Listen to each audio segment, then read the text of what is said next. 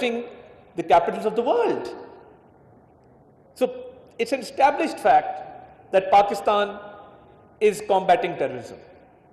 And it's an established fact that India is promoting terrorism. So I've talked about the Sikhs, I've talked about Hardeep Singh Najjar. But what about Kulbhushan Yadav? When it comes to the internal security of Pakistan, India can make a lot of movies, yes. They can provide a lot of entertainment. But when it comes to the harsh realities and the ground realities, we not only have captured their spies, but we have legally proven our case at international forums. Coming back to the relevance of this topic today, our first and foremost objective was to tell the world that Pakistan believes in peace, Pakistan is combating terrorism, and India has always promoted terrorism because they've always spun this argument around on Pakistan. That, Pakistan does cross-border terrorism. And the way this Pahalgam episode was carried out, it is not only absurd, but it's ridiculous the way they built their narrative around Pahalgam. The FIR of the Pahalgam incident being registered after 10 minutes of the incident taking place. Security not being there at this tourist location. The line of control being more than 100 kilometers away from the Pahalgam area. So if an infiltration was to take place, what kind of defense did they have that the so-called terrorists penetrated hundreds of kilometers into their territory and they did not find out? So this raises a lot of questions as to their stance. And to be honest, the edge that we got in the narrative domain was when our Prime Minister Shehbaz Sharif Sahab addressed the cadets at PMA Kakul, and he said that we are ready for an independent, transparent, impartial inquiry into the Pahalgam incident. 1 year on, India has nothing to say. India has no narrative. Every time we raise the issue of the Pahalgam false flag operation, we see no response because there is none. There is no evidence. So you see, the truth always prevails. The truth is a powerful tool when it comes to building narratives. So on one hand, we were able to prove that we are fighting terrorism and India is promoting terrorism. On the other hand, we had the Pahalgam incident, to which India had no response. And from there onwards, we got an edge in the narrative domain. This edge that we had in the narrative domain would not have been possible without unity, cohesion and synergy. And when I talk about synergy, the civil-military relations being ideal, number one. We had a complete unity of thought and action. So if I talk about my ministry, the Ministry of Information and Broadcasting, we were in constant touch with the ISPR and we were receiving information in real time. And we were sharing information and making joint narratives. So I think synergy was of prime importance. And we saw this synergy, this unity trickle down at all levels. We saw the people of Pakistan standing behind the government, standing behind the armed forces. As Information Minister, when I took to the floor of the House during the war and during the Indian aggression when they attacked Pakistan without justifiable cause, I was proud to have stated that today, across the political divide, we are united.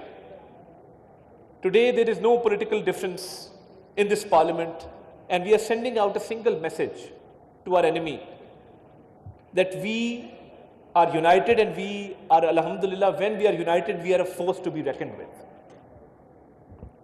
So that message of unity went out, it trickled down, and I must also acknowledge the people of Pakistan, the way they fought this narrative war and grown up with a certain sense of patriotism, I did not know how the Gen Z would react to the situation. But I tell you, the Gen Z of Pakistan were at the top of their game. They passed with flying colors. Why? Because they were innovative. They came up with memes. The whole world is now looking at two nuclear nations on the brink of war, fighting a war. You have missiles flying, you have drones coming in, and you see this young generation posting memes that if you come to Lahore, do not ask for directions, you will surely get lost. And you have, so we had people from the younger generation taking to the social media and creating a new battle.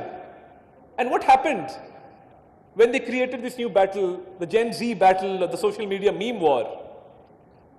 The entire attention of the Indian media was diverted towards that meme war, and they were saying, what kind of people are these?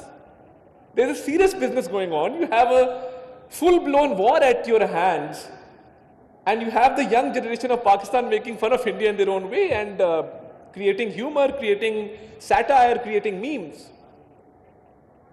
So we must, when we are commemorating this 1 year of Marka-e-Haq, we must pay tribute to the Gen Z of Pakistan, to the younger generation of Pakistan for doing a fabulous job when it came to the narrative building. The Pakistani media channels, when compared with the Indian media channels, Pakistani journalists, Pakistani anchors, I must pay my compliments because they were very mature, they were very responsible, and they avoided sensationalism. So when we used to put on Indian channels, there was a lot of dramatization going on. There was a theatre of sorts. And when our narrative got too much for them to digest, which it always does, because they don't have an appetite for truth. When you don't have an appetite for truth, you often get indigestion. So what happened? They banned our YouTube channels. Next challenge that I was faced was, should we ban their YouTube channels? I was very clear. The moment my team came to me and said, "Ki sir, kya karna hai? Should we ban their channels?" I said, absolutely not. Why? There is such good humor going on. There is such good comedy going on that in this whole stress of war, there is a sigh of relief coming from them. So please do not ban their channels. Let our people watch the level that they can stoop down to. And we saw them stoop down to the lowest level that they could. And my team came up with a strategy. They said कि इन्होंने हमारे YouTube बंद किया है, हम अपना YouTube इनके मुल्क में चलाएंगे. And I said, how's that?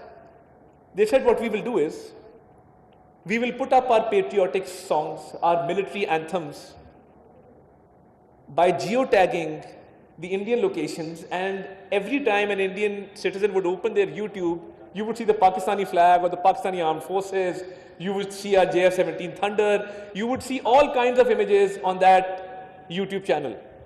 And by evening, every Indian citizen was criticizing their government that what is going on, that we are seeing Pakistani images on our YouTube.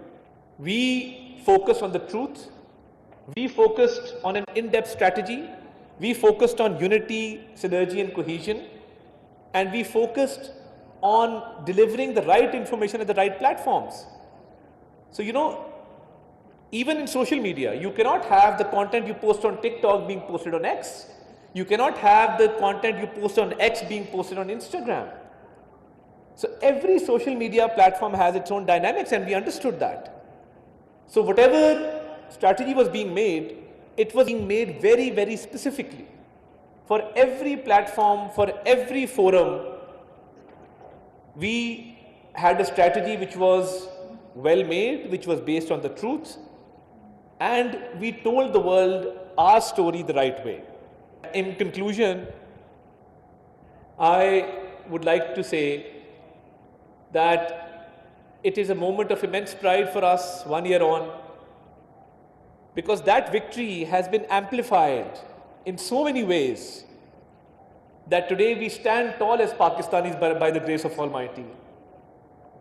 The world recognizes our efforts, the world sees us as a serious country, and the world acknowledges our efforts, and I think that is something which this war has given us 1 year on. And inshallah ta'ala, by the grace of Almighty, we will continue to fight India's propaganda. And as I said, there is complete cohesion between the civil military leadership, where the Prime Minister has a vision, where Field Marshal Saeed Asim Munir, his strategy, his efforts, even his diplomatic efforts are now bearing fruit. So we must also commend our leadership, which has made immense efforts to bring the country where it is today. And with this strategy, I think the sky is the limit, and we will, inshallah ta'ala, even economically reach a place which Pakistan truly deserves, because Pakistan, ladies and gentlemen, now is a force to be reckoned with, and we are here to stay, and we will make our mark internationally. Thank you very much, Pakistan. Hamesha Zindabad.